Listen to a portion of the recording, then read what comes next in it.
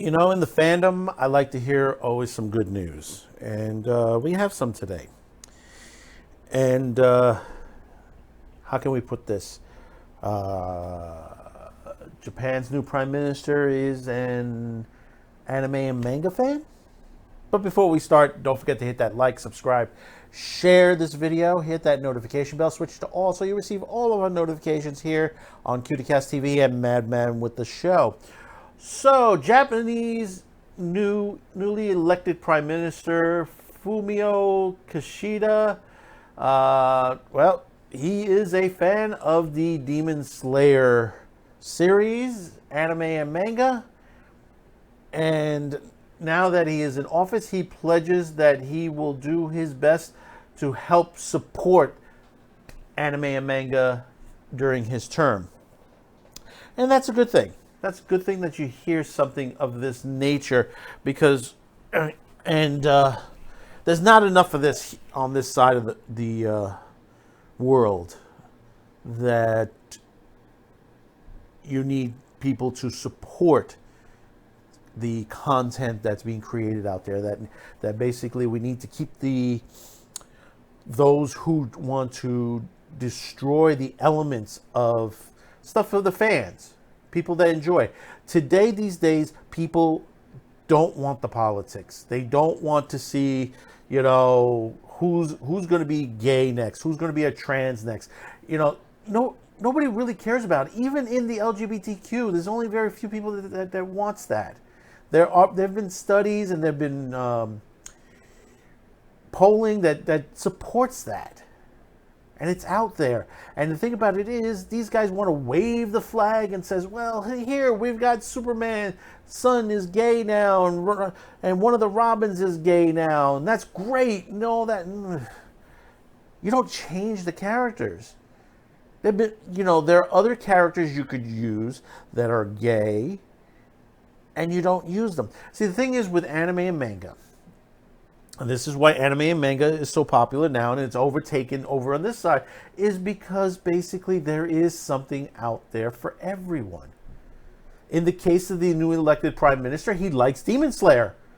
And he says because he likes Demon Slayer and all that, he wants to help the industry. And we hope he helps the industry for the people to get paid properly. And that's a good thing.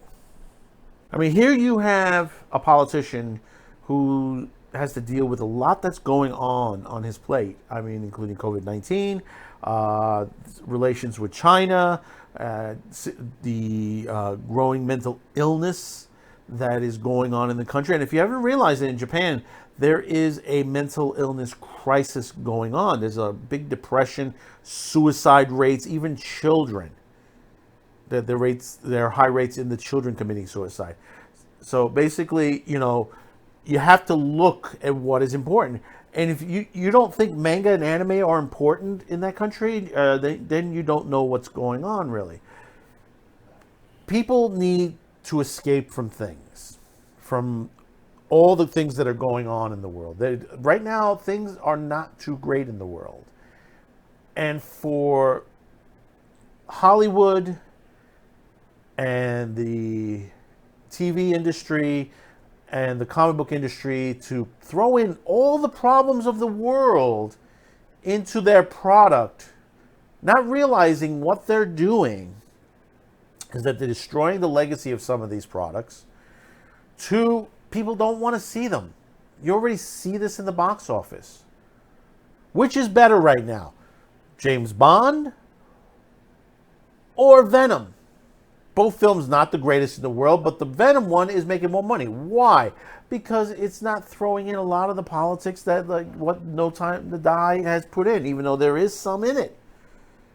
You have to choose the lesser of two evils sometimes. You know, I've been watching when at the time of this recording, I just watched the next edition of Mushoku Tensei, and it's fantastic. The storyline is going very nicely. There was a big surprise death at the end of the current episode, which shocked me. I was like, wow, they went that direction on this. And But still, it's going to get me to go to the next one. And I still, at the time of this recording, I haven't even done the second episode of Demon Slayer yet. Season 2. So you have to look carefully.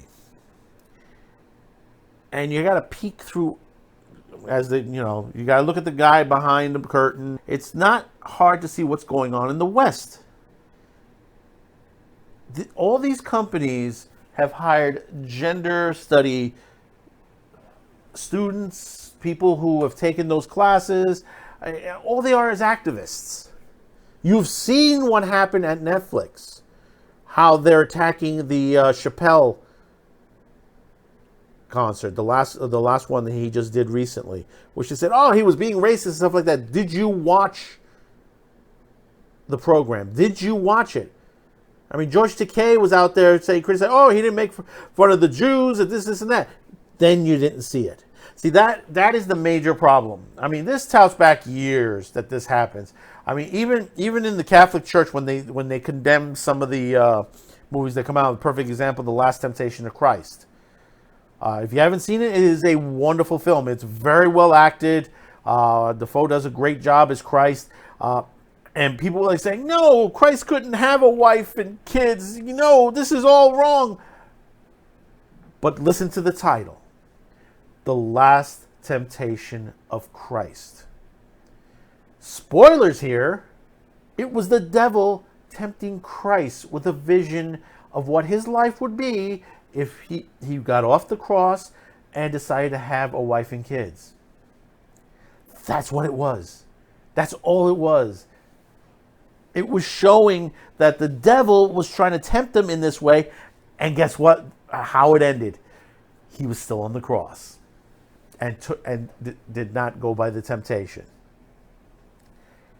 See, the thing is that they jump to conclusions on a lot of these films. And when we tell you here on YouTube that we've gotten information from people close in and they said this is where it's going to go, circa Indiana Jones, that is the direction that it's headed for, and it comes out to be true. I don't think we've been wrong yet, really. A lot of the information I gotten, Courage the Cowardly Dog, they weren't going forward with it. Not with a new season. But they took the character and without input from the people that were responsible for creating this and working on it, they went on their own, added it to another series of Scooby-Doo, and created a movie, Scooby-Doo and Courage the Cowardly Dog. And the only people that were involved with it was the voice of Muriel, God rest her soul, and Courage. Other than that, no one else worked on it. So we see that the Prime Minister will pledge his support to this, and we hope he does a good job of it, because there are people in the industry that are suffering out there, that are working hard. And in Japan, they work very hard, sometimes 6-7 days a week on there. I mean, hopefully he'll be able to change some of that and get them better pay, which they do need better pay. Obviously, you need better pay. As long as the quality does not drop. See, that's the difference there. And we have to learn the situation. You cannot lose the quality because you're paying more toward the people. The art must stay the way it is. It cannot change. If you pumped in the money, then you got to know you got to pump into money of people that work very good at their art and will give you a fantastic product, aka Demon Slayer, Mushoku Tensei, and many other series. One of the top selling right now is My Hero Academia, as far as mangas, and it is one of the best series out there. People like saying, oh no, the superheroes, the genre is dead, and I consider it dead in the West. But in the East, they're doing very well with it. Why? Because they're still able to make good stories without keeping the politics out of it. Stan Lee knew how to keep that stuff out of it. And just keep it in the background. You can keep it in the background as long as it doesn't interfere with the story. But yet, this is what happens in today's day and age. So we reached this part of the video. Thank you for tuning in. Don't forget to hit that like, subscribe, share this video. And don't forget, every Friday, 10 p.m. Eastern, 7 Pacific, is another edition of Saturday Pre-Flight, where we take you back to the classics. This coming week, we take you over to Spain, where we bring to you a great horror director from España, bringing you some of the best and worst of his stuff this coming Friday. So do tune in on that. So until next time, we'll see you on the next video. Thank you for tuning in, and bye-bye now.